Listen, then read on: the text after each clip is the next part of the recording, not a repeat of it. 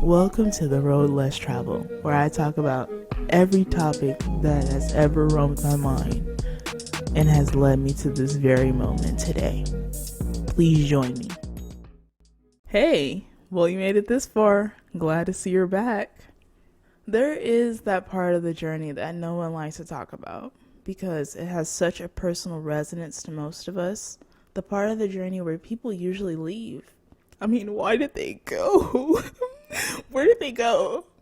The majority of the time, those people are not good for us, or they have their own self-development to attend to. Please keep this in mind as I keep going because I'm going to refer back to these two later. There are only a few people who are actually prepared to see others go, but there are still a lot of people grieving.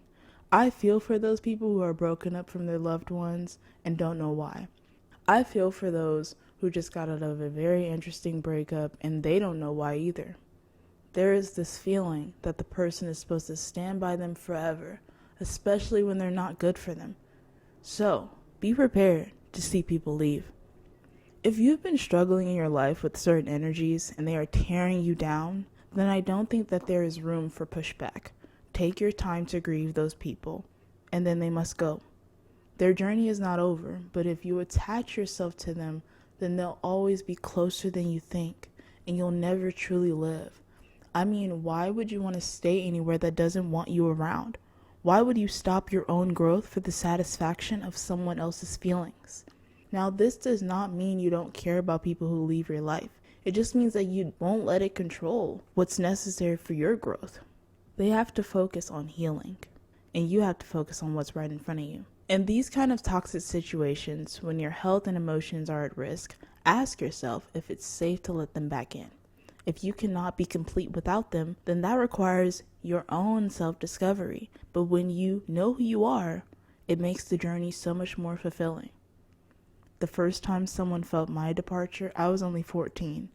I was having way too much me time and forgot that I still had a social life. This happens more often than not, but we're gonna act like we don't know this about ourselves. This person was not prepared for my departure, so she stopped being my friend. I remember like it was yesterday, but she had called me and told me that she couldn't be my friend anymore because I hardly ever communicated with her. And I didn't think anything of it because I was watching a movie. I was watching a series of movies. When she hung up, it was almost like it didn't even faze me. I just continued to watch my movie and I wasn't upset at all, actually. Part of me was relieved. The relief wasn't because there was anything wrong with her as a friend, but the role I had to play required me to give a little more time than what I wanted to give, specifically that very day. I felt like she was bothering me during my alone time. At the time, that's what it felt like, and I carried on. It felt like a situation I no longer had time for. All in all, I prefer my own company over gossip, distractions, and small talk. I noticed that I'm the friend who doesn't like to talk about people's relationships all the time, or boys. I don't know. It's just not it, but I will sit there, but I'm like, in the back of my head, I'm thinking, can we just get this over with? Like, I don't want to know what you guys are doing on Saturday, like, unless it's relevant, because that's none of my business. Like, I don't care. If I find myself getting stuck into one of these conversations, I am out. And I know that's crazy to say I don't care, but that's small talk, and small talk is not it for me. The problem with me is I'm easily detachable. I'm like a hairdryer attachment. I only stick around when I'm needed most. Then there is also those attachments that never get used, and I'll spend most of my time collecting dust in a cabinet, metaphorically speaking. I prefer to have it both ways. I don't mind if I'm not in people's lives if it's a disruption of my peace or if they are complaining. With that in mind, I recommend keeping your closest friends up to date with every single part of you that may be uncomfortable to most people, so they are not surprised by the changes. I think that the best type of friends are the ones who act like you, because they're the ones who are going to understand. Or even the relationship partners that act like you too, because they are going to understand your moments. I've had moments with my best friends when there were a few times we only spoke once a year. And I was like, cool, bet, let me go live my best life. I'm about to go get lit. Okay, but that's not it. Really, I was on the couch. But over time, our needs changed, but not as drastically as I thought. It doesn't have to feel like a shakeup for it to be a change, but you just know that something's different and you adapt to those differences. Now, it's like once every 2 months we hang out and I'm living for it. But what happens when those long-term, well-written relationships cease to exist? And now your 8-year relationship with your best friends no longer is. What if me and my best friends just stop talking? I mean, that's not going to happen anytime soon, but what if that happened? What happens then? This is where maturity comes in. What happens when a good person or people have to go? Usually, out of the 2 reasons I mentioned earlier, is the second one, self-development.